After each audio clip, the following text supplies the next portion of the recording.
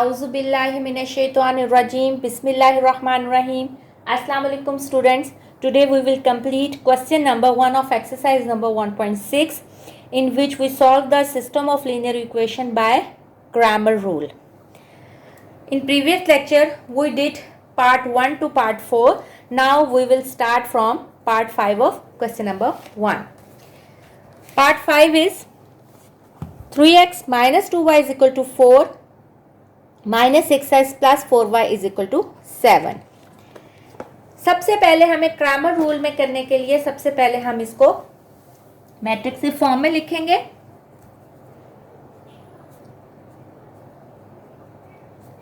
Matrix की form में कैसे?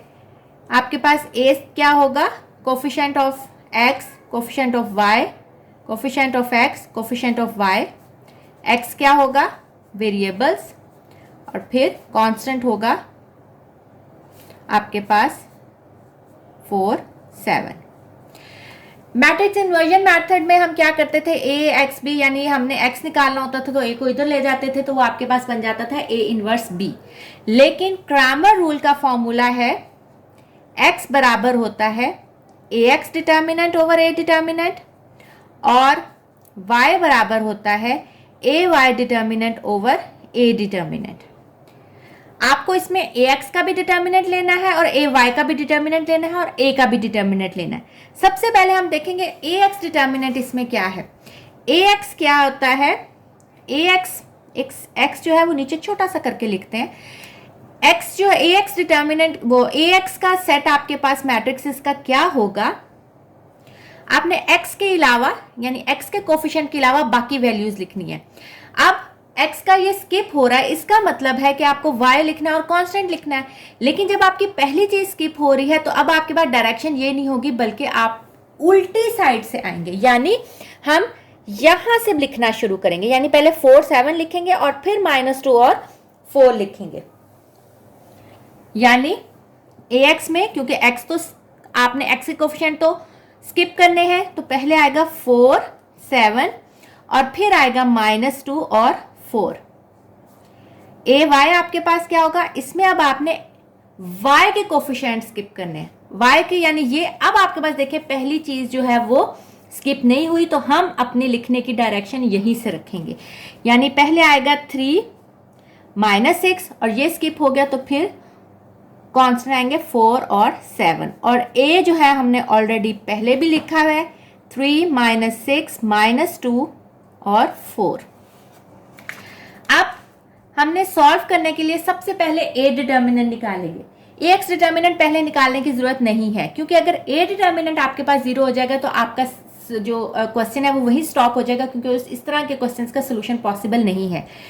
लेकिन आपको पहले फॉर्मूला जरूर लिखने हैं ताकि पता चले कि आप किस रीजन से उसको कह रहे हैं कि सोल्यूशन जो है वो पॉसिबल नहीं है. तो सबसे पहले हम निकालेंगे इसका ए डिटर्मिनेंट. ए आपके पास है 3 -6 -2 4. डिटर्मिनेंट हम कैसे लेते हैं? डायगोनल एंट्रीज को मल्टीप्लाई करते हैं. 4 × 3 बीच में माइनस का निशान, फिर नॉन डायगोनल एंट्रीज को मल्टीप्लाई करते हैं यानी -2 × -6.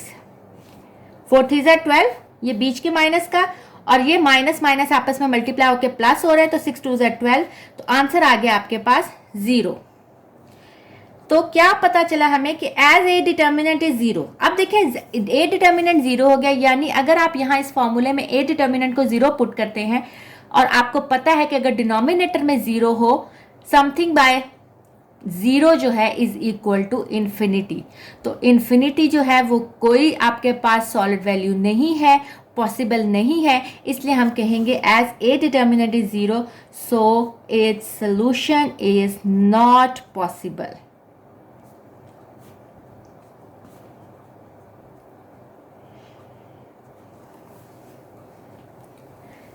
लेकिन आप लोगों ने डायरेक्ट ए डिटर्मिनेंट निकाल के ये नहीं लिख देना कि सोल्यूशन पॉसिबल नहीं है. आपने पहले उसके फॉर्मूलाज लिखने हैं ताकि पता चले कि आप किस रीजन से उसको सोल्यूशन को पॉसिबल कह रहे हैं कि वो नहीं है. इसका पार्ट 6 आप खुद करेंगे. इसका पार्ट 7 मैं आपको कराती हूँ वो जो कि है 2x - 2y = 4 -5x - 2y = 10। तो सबसे पहले हम इसको लिखेंगे मैट्रिक्स फॉर्म में।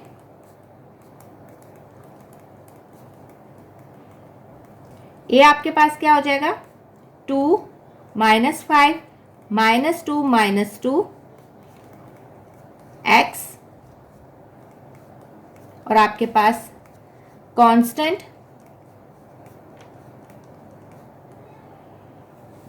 और फॉर्मूला क्या है, x is equal to A x determinant over A determinant और y is equal to A Y determinant over A determinant. अब हम ए एक्स निकालेंगे कि पहले क्या है, फिर उसका डिटर्मिनेंट लेंगे और फिर आप ए वाई निकालेंगे और उसका डिटर्मिनेंट लेंगे और यहाँ इस फॉर्मूले में पुट करेंगे और आपके पास सोल्यूशन आ जाएगा। अब हम उसका ए एक्स मैट्रिक्स लिखेंगे। ए एक्स मैट्रिक्स क्या होगा,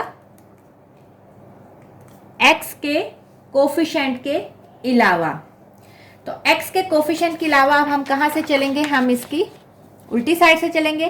पहले 4 - 10 आएगा और फिर आपके पास -2 और -2 आएगा।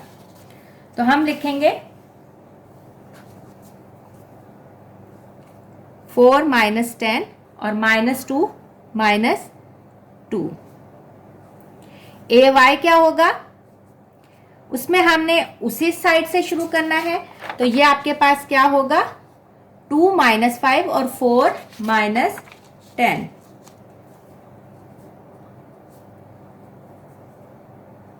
और हमने ए पहले ही लिख लिया है, वहां से मैं ए की लिख लूंगी। ए मैट्रिक्स आपके पास है 2 - 5 और -2 -2। सबसे पहले हम ए डिटर्मिनेंट निकालेंगे।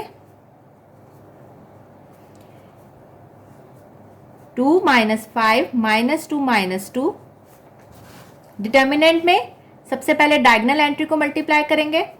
2 × -2 minus -2 × -5। 2 × 2 -4 minus minus plus 5 2s are 10. So its answer is -14, which is not equal to 0. So its solution is possible.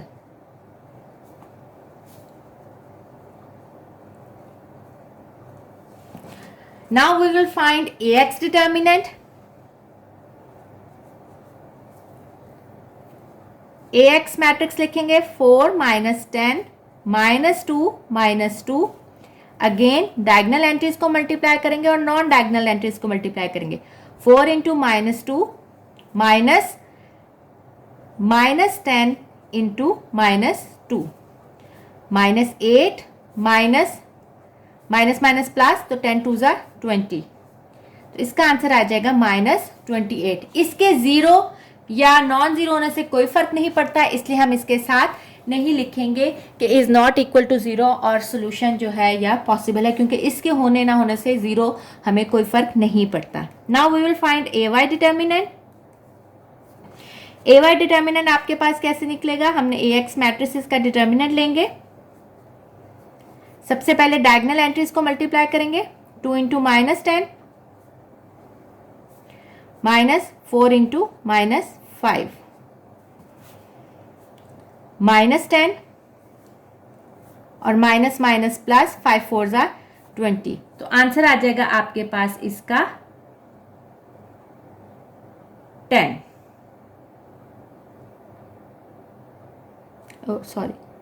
Sorry it's -20। 2 × -10 -20 और यहां +20, तो आंसर आ जाएगा 0। अब हमने पीछे फॉर्मूला लिखा था as x is equal to ax determinant over a determinant and y is equal to ay determinant over a determinant. Put values of ax determinant and a determinant in above equation. आप values put करें। x आपके पास क्या निकला, ax की value क्या निकली थी आपके पास -28 और a डिटर्मिनेंट क्या निकला था -14। माइनस से कट गया और 14 2 ज़ा 28, तो x आपके पास आ गया 2। आंसर को हाईलाइट जरूर किया करें। उसके बाद हम यहां से चलते हैं। आप लोग चाहे एक ही उसमें साइड पे कर लें या आप पहले x निकाल लें और फिर नीचे y निकाल लें। Put values of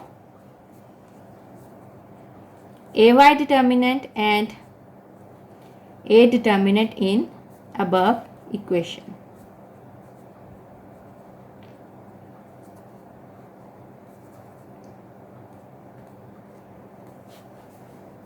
y is equal to क्या हो जाएगा, ए वाई के आपके पास क्या वैल्यू आए 0 और ए डिटर्मिनेंट क्या था -14, तो 0 बाय -14 इज इक्वल टू 0, तो y आपके पास आ गया 0। तो आपके पास सोल्यूशन सेट कैसे लिखते हैं, अगर आपके पास दो वेरिएबल्स हों तो हम डबल ब्रैकेट लगाते हैं, पहले x की वैल्यू और फिर y की वैल्यू। तो इस तरह आपके पास क्वेश्चन नंबर 1 का पार्ट 7 भी कंप्लीट हो गया। अगर आप इसको चेक करना चाहें तो आपने जो इसको मैट्रिक्स इन्वर्जन मेथड से क्वेश्चंस किए थे, तो आप देखेंगे दोनों का आंसर जो है वो सेम आएगा। इसके रिमेनिंग पार्ट्स जो हैं वो आप खुद करेंगे, वो आप लोगों की प्रैक्टिस के लिए बहुत ज़्यादा ज़रूरी है। तो होमवर्क में आपके पास है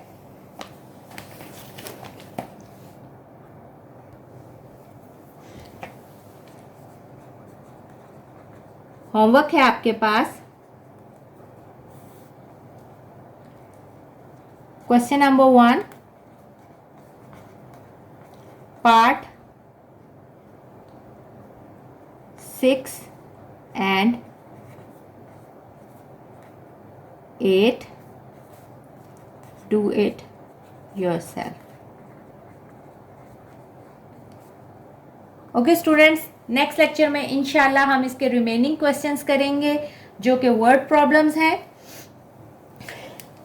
ओके स्टूडेंट्स, टेक केयर, अल्लाह हाफिज।